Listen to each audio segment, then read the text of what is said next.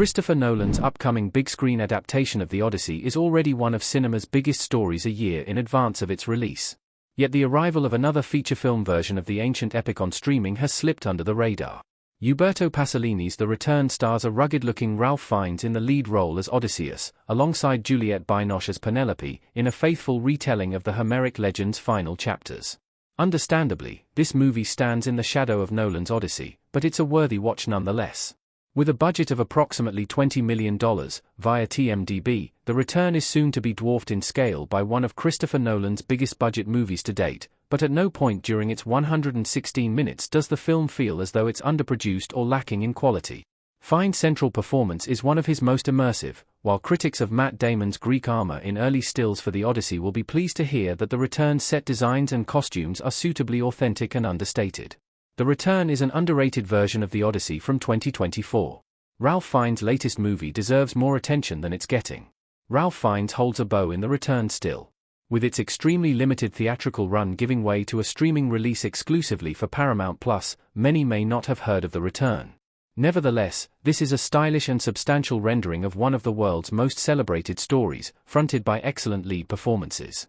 The movie's creditable but unremarkable Rotten Tomatoes score of 78% arguably undersells it to anyone looking for a no-nonsense dramatic interpretation of Homer's Odyssey. The Return's lack of exposure and unshowy presentation of its story will likely mean that it will join the ranks of underrated historical epics that no one's ever heard of the moment a trailer drops for Christopher Nolan's next movie. Still, for those lucky enough to have the right combination of subscriptions, the film will make a compelling weekend watch, especially for classical history buffs and fans of Ralph Fiennes at his most Shakespearean. Christopher Nolan's The Odyssey will be very different from The Return. The two movies are actually telling different stories. It's worth pointing out that enjoying The Return isn't mutually exclusive with enjoying Christopher Nolan's version of The Odyssey, even if watching two different movies adapting the same Homeric epic within the same 12 months may seem like overkill to some. The Return isn't just very different from a Christopher Nolan movie in terms of its tone and visual aesthetic. It's not actually telling quite the same story as Nolan's Odyssey, whereas Christopher Nolan is taking a stab at the entire 24 books of the Odyssey. The Return only covers the second half of the story, books 13 to 24. These books are collectively divided into two sections, commonly known as The Return to Ithaca and The Slaying of the Suitors. They deal with the events of Odysseus' story from the moment he returns to his homeland, Ithaca, and does battle with the suitors for his wife's hand in marriage.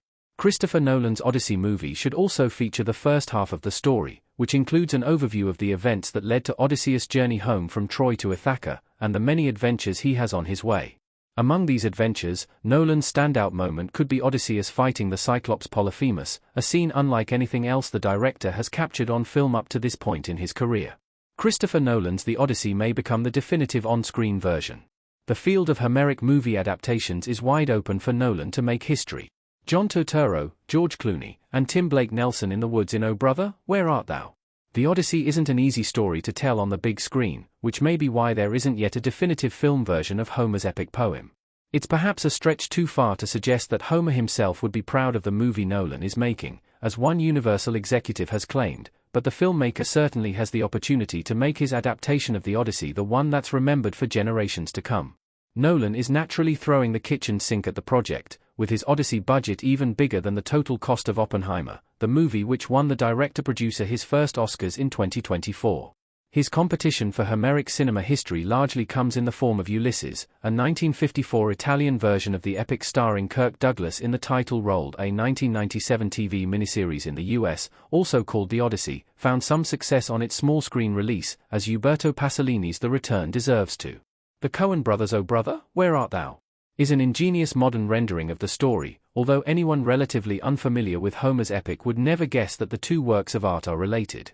Ultimately, the field is wide open for Christopher Nolan to stake his claim for making the definitive version of the Odyssey on screen.